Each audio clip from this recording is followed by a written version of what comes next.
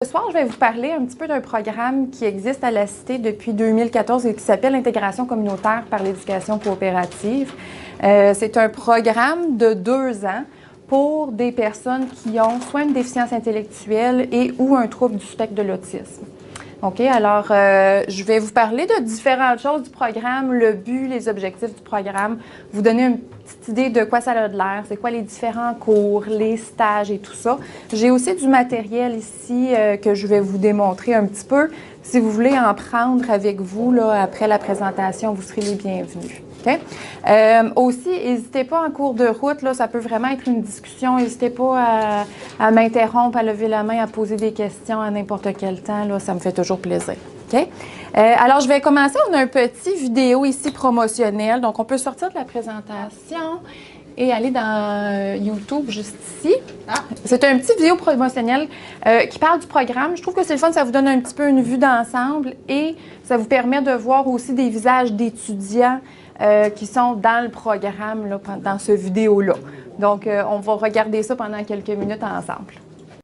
Le programme aide beaucoup mon enfant car elle a pu s'épanouir dans ce programme. Je me sens comme plus responsable et plus autonome. Ce qui me rend le plus fier d'étudier au collège, je peux dire que c'est ma réussite. Ça démystifie beaucoup les préjugés. À quoi j'aspire pour les étudiants? C'est principalement de les aider à se préparer pour le marché du travail.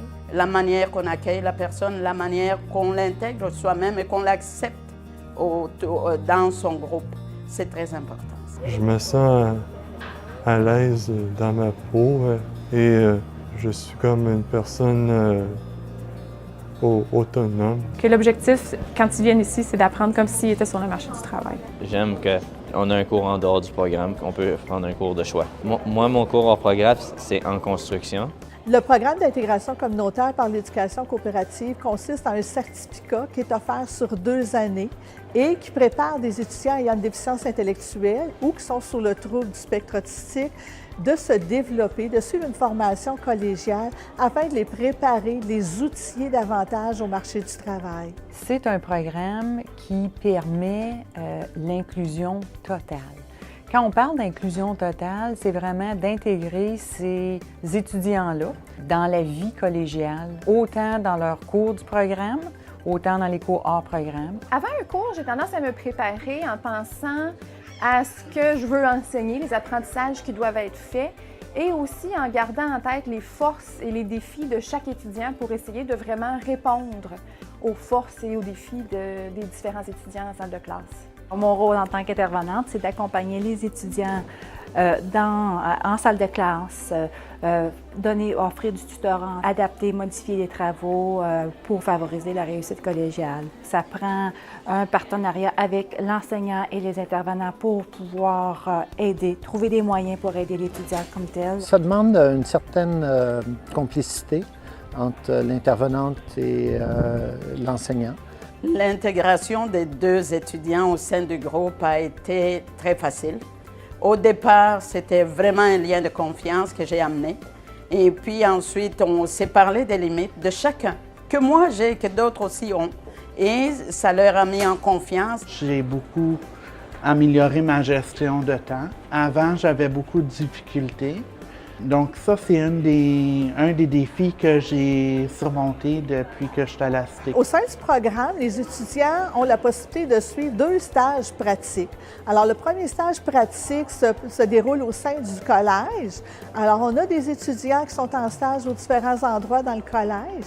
Et le second stage se déroule dans la communauté, dans un domaine de leur choix. C'est des tâches qui sont reliées un peu à l'administration, bureau des admissions. Donc, ils vont s'occuper des cartes étudiantes, ils vont approuver les photos des étudiants, ils vont les imprimer. On s'assure qu'ils sont là pour nous aider dans des tâches qui sont des fois le fun, entre autres pour décorer pour les fêtes spéciales. Ils ont donné de l'appui aussi au secteur du recrutement cette semaine et la semaine dernière pour des projets spéciaux pour assembler des trousses. C'est vraiment des tâches qui sont très, très variées, mais qui nous donnent un bon coup de main ici. Ici à la garderie éducative René Tassé, on a accueilli 3 étudiants du programme. Ça a été une belle expérience, autant pour eux que pour nous. Et puis, ça a été un franc succès. On a eu 3 super étudiants qui ont su bien intégrer à la routine de la garderie et en même temps pour les éducatrices de pouvoir guider ces étudiants-là à un stage succès. Je fais un stage avec l'association étudiante. Mes tâches en stage sont un peu de tout, démontage de salle, organisation de la salle. D'autres de mes tâches, c'est de faire des listes sur Excel. Le stage va permettre aux étudiants un peu de valider leurs intérêts, c'est-à-dire est-ce que c'est vraiment ça que j'ai le goût de faire. Le stage va aussi leur permettre d'exploiter leur potentiel. Vraiment de voir qu'est-ce qu'ils sont capables de faire. Alors, il y a quelque chose de très valorisant là, en faisant des stages pratiques. Le fait qu'ils sont en une petite gang d'élèves ensemble, il y a une entraide qui se fait. Et puis, graduellement, il y a eu beaucoup de confiance et puis beaucoup de partage d'informations. Puis, je crois que tous sont heureux maintenant. Ce que je retiens de l'expérience, c'est que c'est riche. Pour moi, ça m'a fait grandir. Et les étudiants, ils pensent que je leur ai donné, mais ils ne savent pas ce qu'ils m'ont donné, ce qu'ils m'ont appris. Juste de prendre la personne où elle est rendue et de l'accompagner selon ses besoins. C'est vrai, j'enseigne, mais quand j'ai enseigné les 2 étudiants que j'ai vu les résultats, c'était une fierté pour moi et puis je suis sortie de là grandie.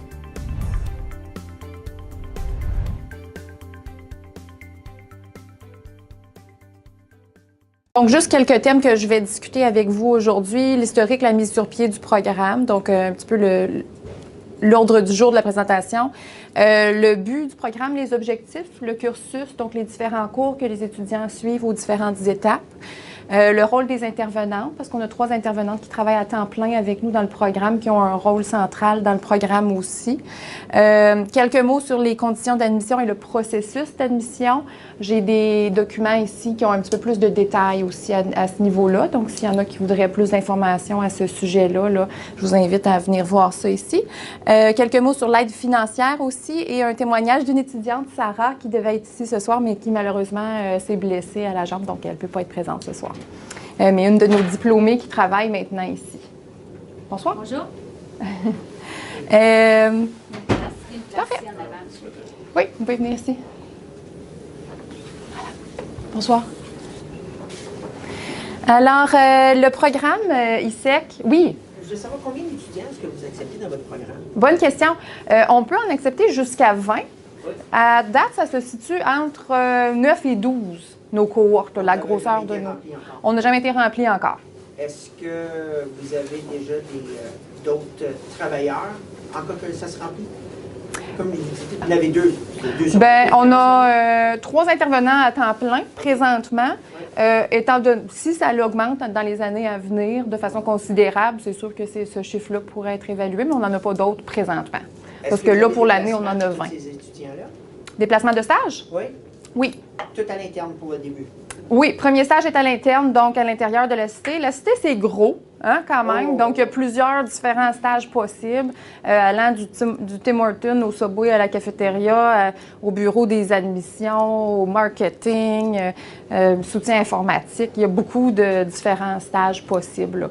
Donc, on en a environ 10 jusqu'à présent, des étudiants par rentrée, dans le fond, par année, jusqu'à présent. Donc, par exemple, à l'automne, présentement, on a 10 étudiants en stage à la cité, à l'intérieur de la cité. Puis à l'hiver, ils vont aller en stage dans la communauté. Oui. Avez-vous, est-ce que ça fait assez longtemps que votre programme est sur pied pour avoir des données du pourcentage de réussite du programme? Qu'est-ce que vous entendez par réussite? Le placement et qui viennent à bout de travailler dans la communauté. Oui. On n'a pas de statistiques encore. C'est plus au niveau des études de cas. Là, on n'a pas encore de statistiques. On a quand même plusieurs étudiants qui ont diplômé de notre programme qui travaillent maintenant, mais au niveau de statistiques, là, on n'en a pas encore. Oui. Donc, il existe depuis 2014.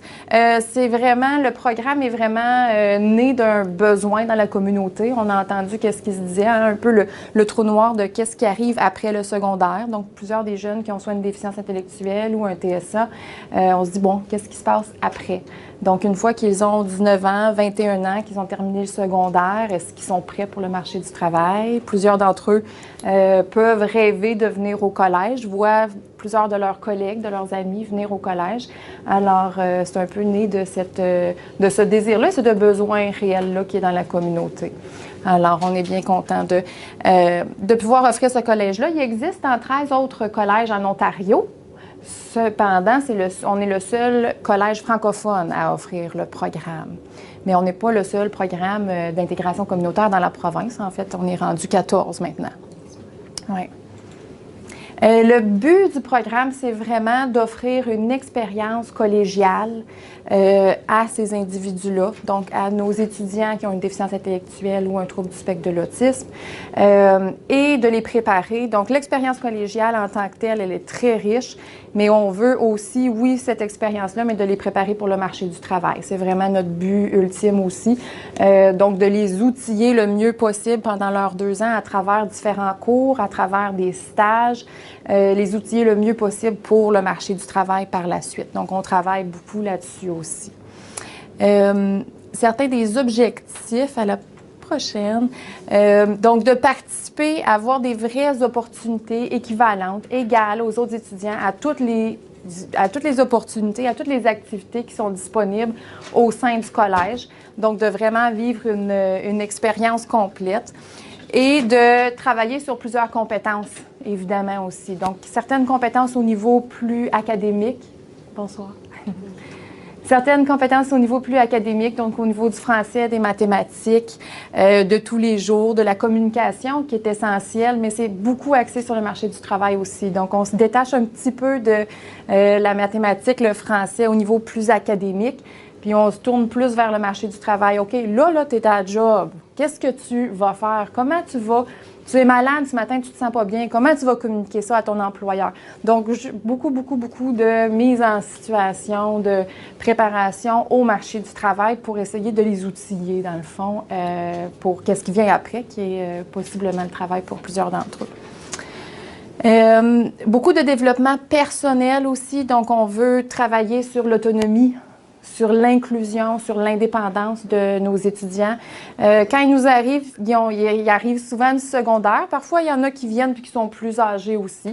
Donc, on en a qui arrivent qui ont 19 ans, 21 ans, 22 ans.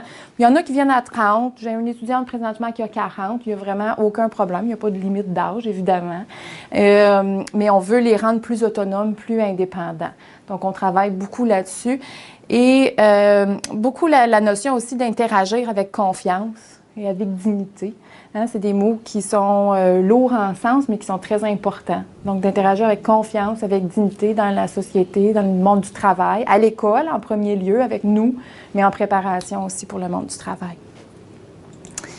Une petite idée ici des cours. Donc, ça ressemble à quoi?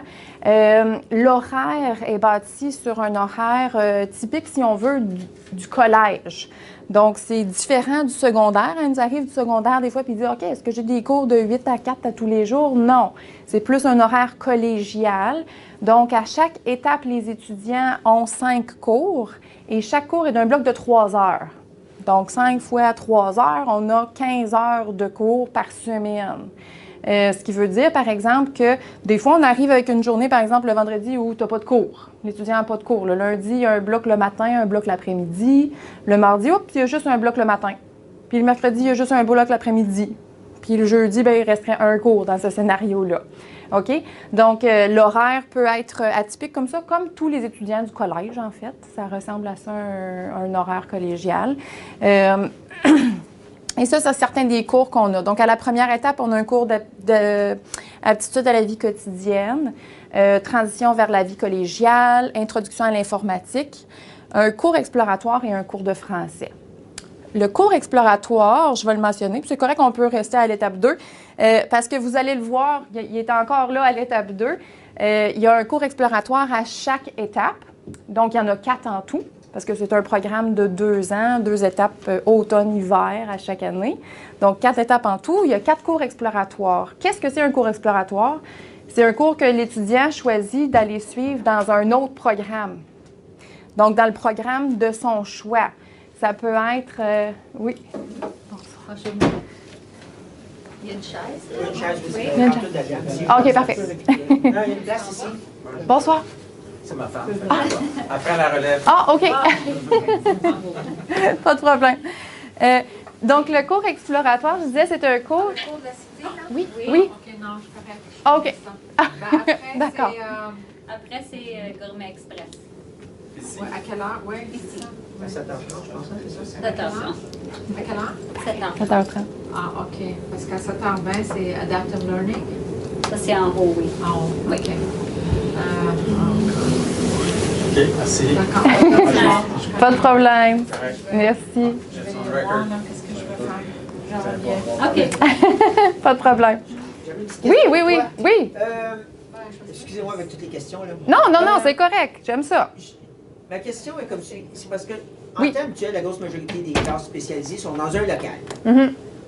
Pour toutes les écoles secondaires, par exemple. Comment est-ce que vous êtes capable de contrôler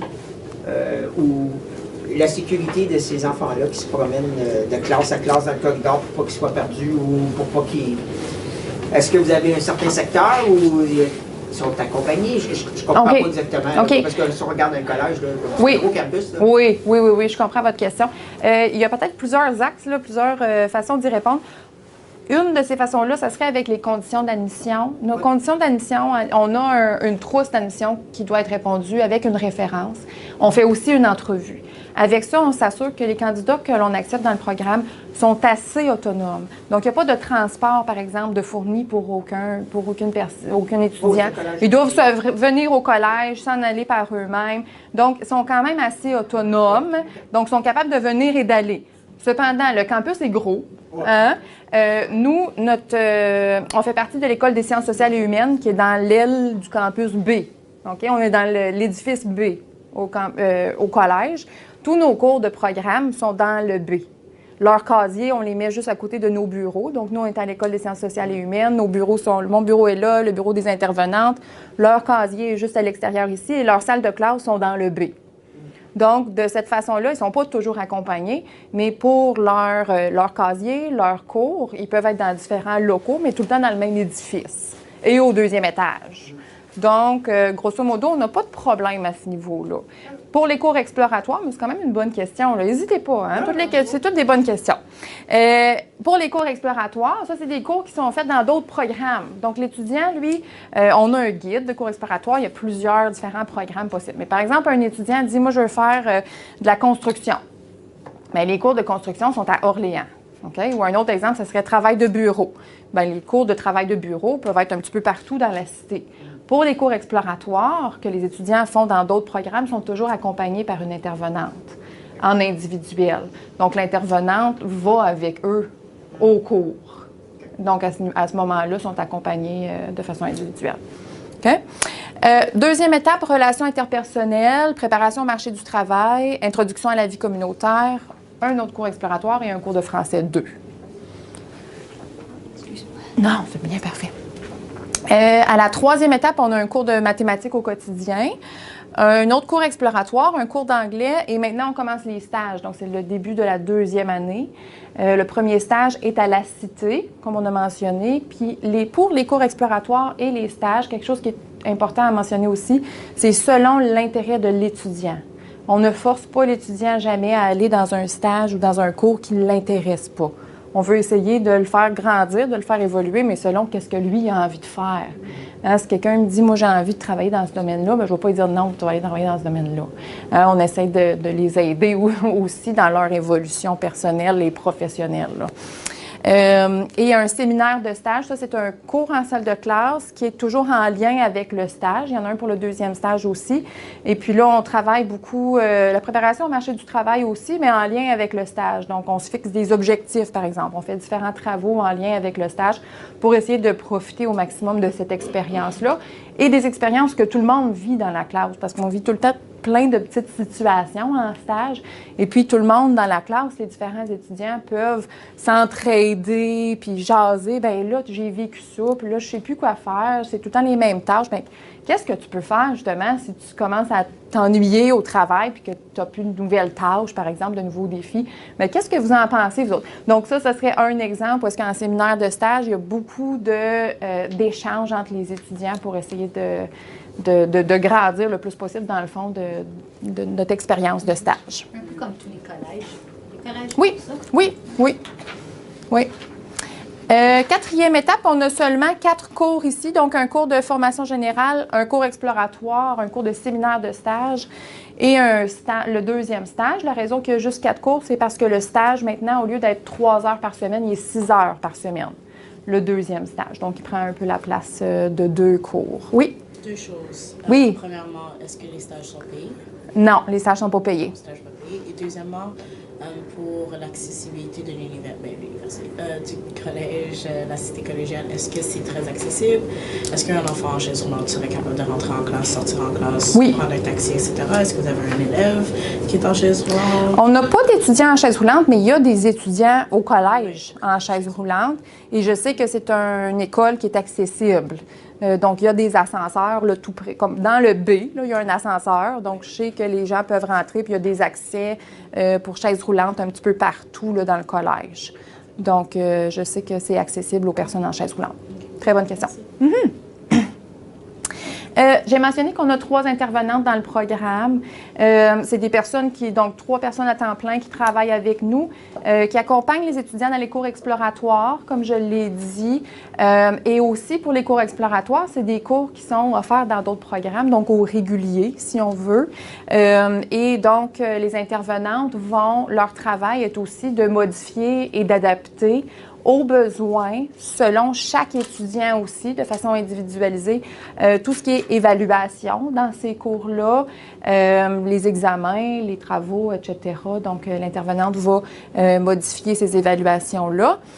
Offrir aussi du tutorat sur une base régulière, donc de l'aide aux devoirs. Il y a beaucoup de devoirs, il y a beaucoup de travaux, il y a quelques petits examens dans le programme.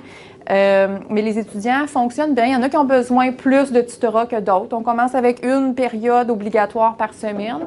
Certains de nos étudiants disent « Regarde, moi, après quelques semaines, j'en ai plus besoin du tutorat, je suis capable par moi-même. » OK, vas-y. Puis si tu en as besoin, on le ramènera. Alors que d'autres, c'est assez rapide qu'on dit « OK, non, une période, c'est pas suffisant, on en rajoute. » Mais le tutorat est une partie quand même centrale du programme où les étudiants ont une aide pour faire leurs devoirs, avancer, faire leurs travaux s'ils en ont besoin.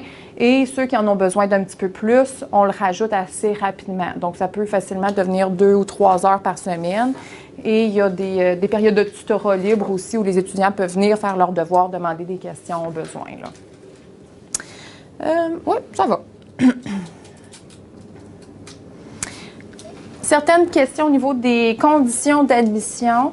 Comme j'ai mentionné ça ici, on a les conditions d'admission générale. Donc, je vais vous inviter à venir en prendre, là, ou je peux vous en distribuer aussi. On peut faire un petit tour de table, tiens, avec ça. Donc, à l'endos de ça, il y a les conditions d'admission générale, un petit peu comment s'y prendre. Donc, en premier, comme tout programme en Ontario, dans un collège, il faut appliquer à travers le système informatisé de Collège de l'Ontario. Ensuite, pour être admis dans notre programme, il faut avoir soit 19 ans ou plus, ou avoir obtenu un certificat ou un diplôme d'études secondaires. Okay? Un ou l'autre. Avoir une preuve attestant d'une déficience intellectuelle et ou d'un trouble du spectre de l'autisme. Cette preuve-là n'a pas besoin d'être super récente. On ne demande pas de refaire une évaluation psychologique. OK? Parce que nous, notre objectif, c'est qu'on n'a pas besoin d'avoir une évaluation très récente. On veut que notre programme réponde aux besoins de nos étudiants. Donc, c'est sûr que c'est pour ça qu'on demande ça. C'est un programme qui est bâti pour cette population-là. Mais un plan, souvent, ça va être un PEI ou une évaluation psychologique et c'est parfait. Ensuite, il y a une trousse d'admission. Cette trousse-là, elle est disponible en ligne aussi.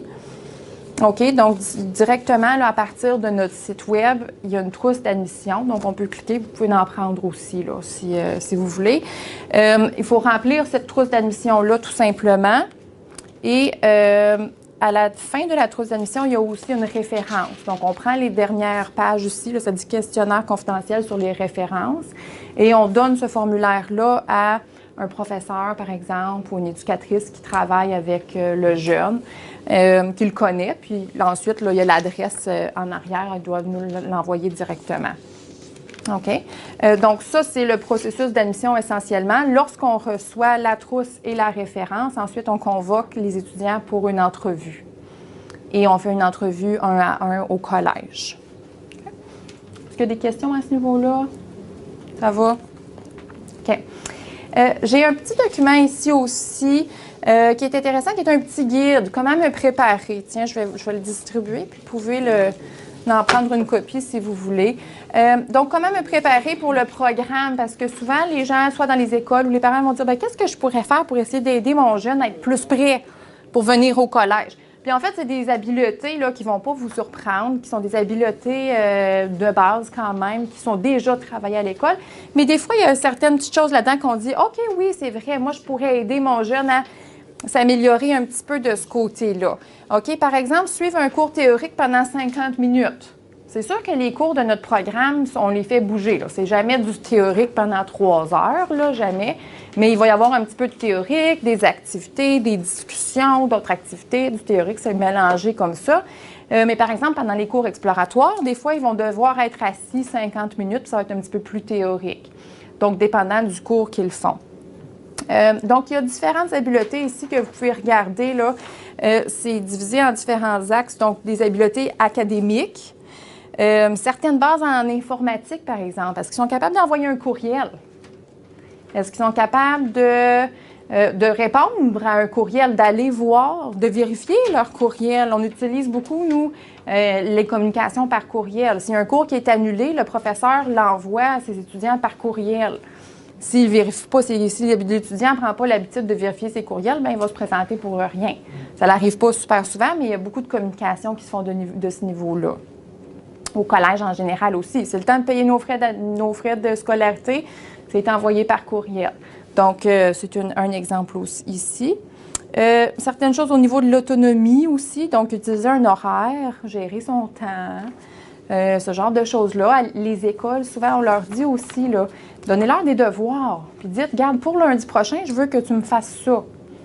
Même si c'est juste de me dire, je sais pas moi, 5 choses pour lesquelles j'éprouve de la gratitude en fin de semaine. Okay, mais je veux que tu le fasses, puis que tu me fasses une page titre et que tu me l'imprimes et que tu me l'amènes pour lundi prochain. Donc, d'établir des choses comme ça, ça peut être utile aussi.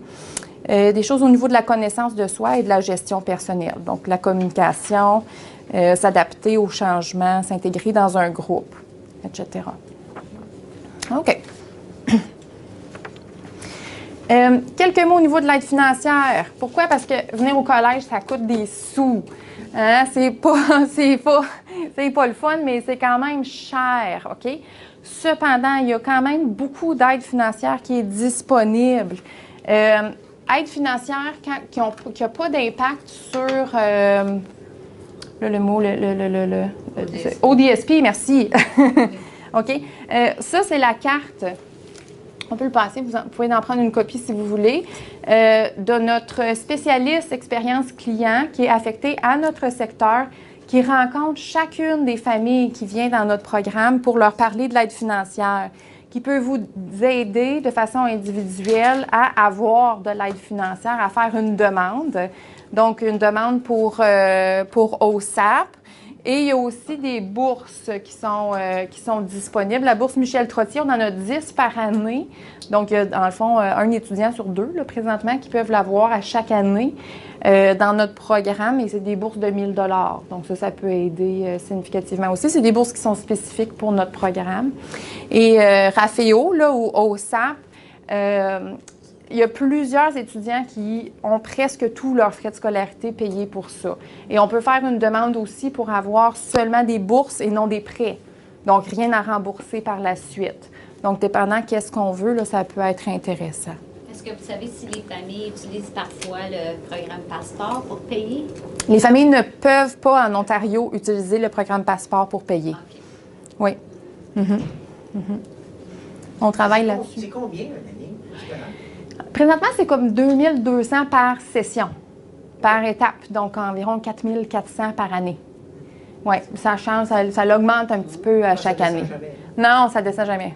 Je n'ai pas de contrôle là-dessus, malheureusement. Mais non, ça ne descend jamais. Donc là, on devait avoir un témoignage ce soir d'une étudiante qui est Sarah ici et qui travaille ici maintenant. Donc, qui était dans notre première cohorte d'étudiants, Sarah Villot, donc qui a diplômé en 2016, puis qui travaille ici maintenant, mais elle ne pouvait pas être là ce soir. Elle a préparé cette présentation-là avec un petit peu d'aide, mais c'est mon séjour à l'intégration communautaire par l'éducation coopérative. Donc, c'était assisté. Elle parle un peu du fait que ça a commencé avec le début des classes, une orientation de 2 semaines, d'après ce qu'elle pouvait se rappeler. Il y avait des révisions des droits et des responsabilités. Barbecue d'accueil pour les élèves de la cité. Ils ont fait des visites au campus, puis dans les salles de classe, qu'elle a trouvé intéressant. Elle a rencontré des stagiaires, programme de tutorat support additionnel dans les classes intégrées. Puis, elle a mentionné que c'était offert dans le pavillon B, les programmes sociaux et humains, et puis il y avait d'autres classes répandues à travers la cité collégiale. Elle a fait aussi un cours intégré info et technologie, fait qu'elle a appris Microsoft, PowerPoint, toutes les choses qu'on a besoin sur les milieux de travail. Elle a trouvé ça, niveau difficulté, elle a dit que c'était modéré. Elle a trouvé ça un petit peu difficile. Après ça, elle a fait une animation d'activités éducatives, fait que c'est plus la préparation pour les services pour les tout-petits. Puis elle a trouvé ça, ce niveau de difficulté, elle a trouvé ça difficile. Mais Sarah, c'est une personne qui est très sur le bureau d'administration. Elle aime vraiment les administrations. Elle fait les scans, puis elle travaille beaucoup avec notre groupe ici à Subdir. Donc, pour elle, c'est plus intéressant, le travail de bureau. Donc, elle a montré un petit peu les exercices qu'elle a fait. Elle a fait des stages, bureau à la cité collégiale. Tu as parlé de ça tantôt. Encore, bureau des admissions au collège. Puis là, elle est venue ici travailler à la coordination des services dans le département de Subdir. Fait qu'elle a fait des photocopies, du classement des documents, des entrevues avec les employés. Fait qu'on lui a passé à travers des petites entrevues qu'elle a faites avec le président du conseil des admissions. Puis elle avait un objectif de démontrer des belles réalisations de Subdir, ce que les employés aiment de leur travail et comment Subdir aide les clients et les familles. Bon, là, tu la vois graduée en 2016, fait qu'elle était très fière de ça. Ce que le cours lui a apporté, elle dit « Depuis 2016, je suis employée à temps partiel à coordination des services dans le rôle commis de bureau et dans l'équipe des navigateurs de services à Subdir. Elle travaille aussi à Innovation, Sciences, Développement Canada. Fait qu'elle travaille ici le matin, là, elle prend l'autobus, elle se déplace pour son autre emploi. Fait que c'est une personne qui est très occupée le matin ici, l'après-midi à Innovation Canada. Et puis ses buts pour le futur, continuer mes études, formation et certification.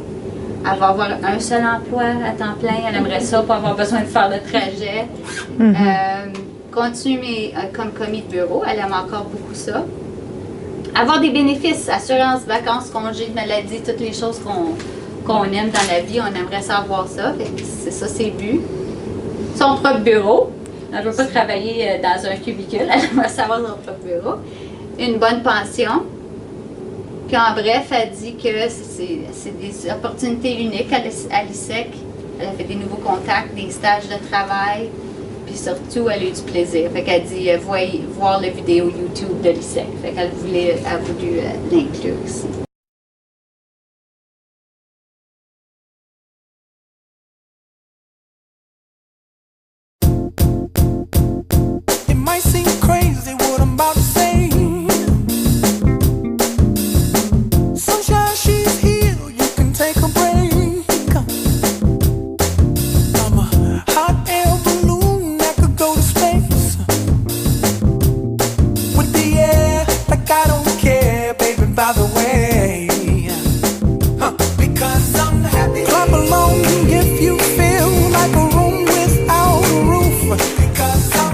Clap along if you feel like happiness is the truth.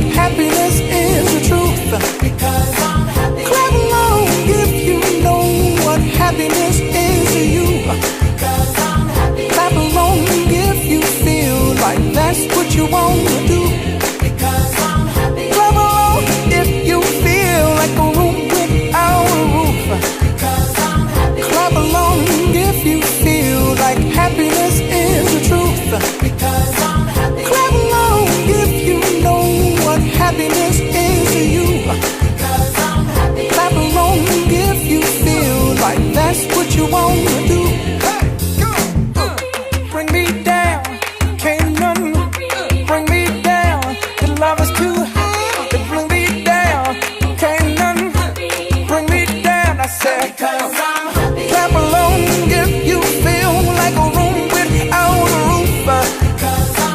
Clap along if you feel like happiness is the truth. Clap along if you know what happiness is to you. Clap along if you feel like that's what you want to do. Clap along if you feel like a room without a roof. Clap along if you feel like happiness is the truth.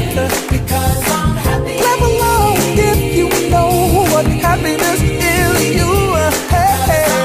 Clap along if you feel like that's what you want to do.